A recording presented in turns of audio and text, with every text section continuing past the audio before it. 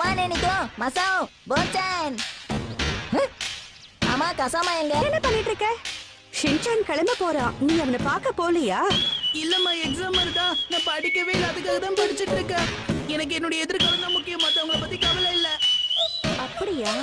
சரி, நல்லா படி.